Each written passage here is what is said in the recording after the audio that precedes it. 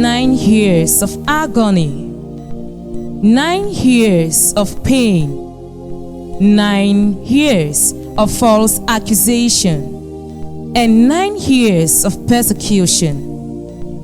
All this elevated us to where we are today, and we see it as a blessing, not a burden. That is why we are celebrating now 10 years of grace, love, mercy, glory, favor, and joy.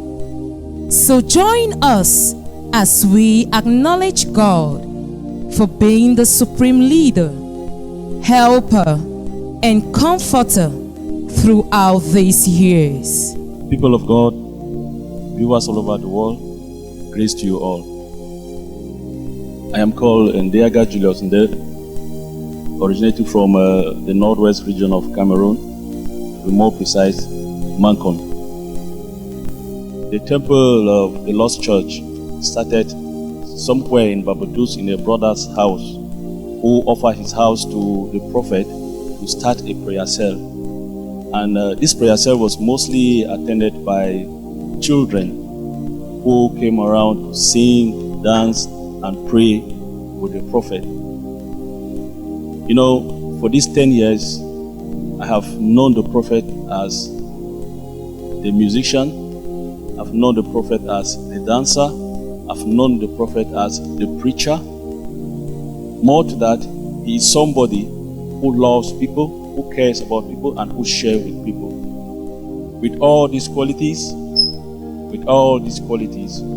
viewers, it was obvious that our brother's house could not contain the flow of Christians. And it is for that reason that we find ourselves in the present site. That's why the Temple of the Lost Church was moved to this present site. And that is when I joined the Temple of the Lost Church. My coming here was through the invitation of my wife and sister, who invited me to come for a family prayer. I was a little resistant, but because at times you do certain things for the sake of peace in the house, I was obliged to come with them. And when I was coming here, I had a lot of things in mind. So when I came to this site, the church, when I entered the church, it was not in resemblance of what I was expecting. Compared to where I was, it's like they remove you from a VIP bus and then they're taking you to a regular bus, maybe even third grade. So when I came in here and I sat, I looked at the walls. It was just like 4 half walls, not completed. And the roof was not even completed. They just started the roofing. So I sat in there, I was asking myself all these questions. Why would they bring me to a place like this? So that was the first point, that it did not suit my expectation. Secondly, I said to myself, now, let me see the servant of God. Let me see the pastor. Maybe the pastor can be convincing to me. But when the pastor also came, I looked at him. It was unbelievable. I said, no, this cannot be where I am. But it is a reality. I am there already. So I said, okay, let me see what will come from him. Let me listen to him. I've been used to our pastors who used to dress in their, in their regalia. They look huge, they look big, they look presentable, so cute. But when I met the servant of God here, it was somebody, first of all, the size was not convincing to me. The way he was dressed, just very simple. And then, it was not really convincing to me. And then I looked, he was a very young person, very young person. So I said, okay, but that is it. Let me now listen to what will come out of him. When he got to preaching, that is where I realized that it is not about what you see. What is within him is more than what your eyes can see. So when he started preaching, that is what drew my attention and quickly gave me a change of mind. Said the other two failed. The environment was not convincing to me. The presentation of the man of God was not convincing to me. But when it came to the preaching, believe me, it is what touched my mind. And I said, really? This preaching can come from him like this? And then there is something more that can come from him. I sat, I listened very attentively, and by the close of the day, I started asking myself so many questions. And I can remember the very first lessons that I learned here. The preaching was about we are one. We are one. And in that preaching, he made us to understand that whether you're coming from the Catholic Church, from the Presbyterian Church, the Apostolic, or you are a Muslim, we are one. We are serving one God. We are all his people. We are all his children. So already with that message like this, it touched me a lot. And I said, if it is actually what he's saying and it is the truth, then actually we are one. So I said, okay, let me come back here again and listen again to his preachings, because he always started it. He was giving it phase by phase, phase by phase. And it's that phase by phase that also kept me coming here, and then finally I had to stay. And then another preaching that also touched my mind is the book of life. Is your name in the book of life? Say, neighbor. Is your name in the book of life? And the analysis that he made, the examples that he gave, was so touching. And I now realize that we should not just judge from what we see. Let us take time, take patience, listen and understand, and know what it is within. So, viewers all over the world, 10 years in this ministry has made me to learn a lot. It has transformed me, it has transformed my family. And here in the ministry also, I've seen transformation in this ministry. From where I made this ministry, that it was an uncompleted building, I now said, okay, where I was, it was a completed structure that I went and made, also constructed by some people. So I also took it as a responsibility to be part of those who will construct this ministry. And it's because of that I also joined the Temple TV Partners to see how I can chip in my own small way to the development of the ministry. We started it, and gradually, where I met it, the unfinished roof and walls, gradually we're doing the project. The roofing was done, and gradually the walls went up, was completed. Gradually, we had the design that we see here today. You know, when we say Temple of the Lost Church, it's basically, if you look at it, the foundation of the Old Testament.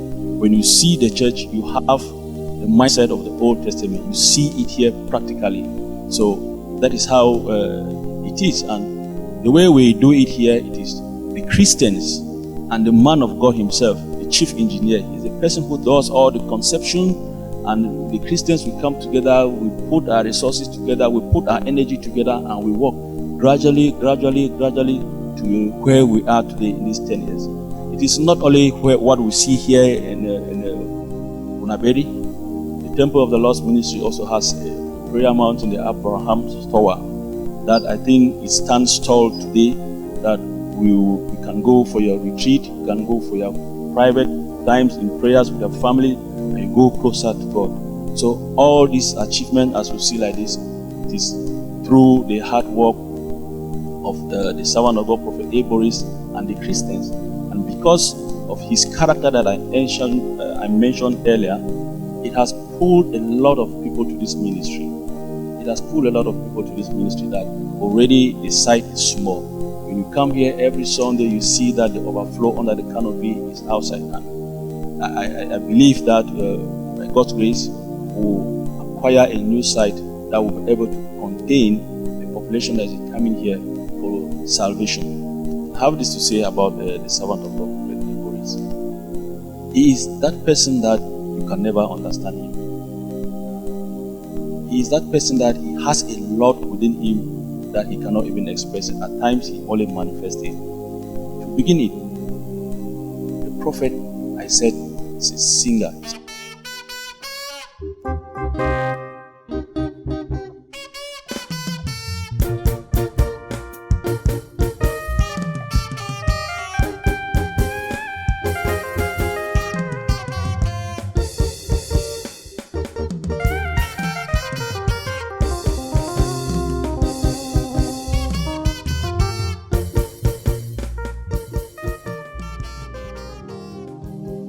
is a musician. If you listen to him when he's singing, you will know he's the best musician. If you see him when he's dancing, you will know he's the best dancer.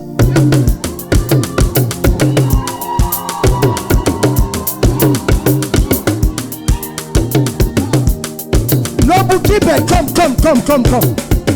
on.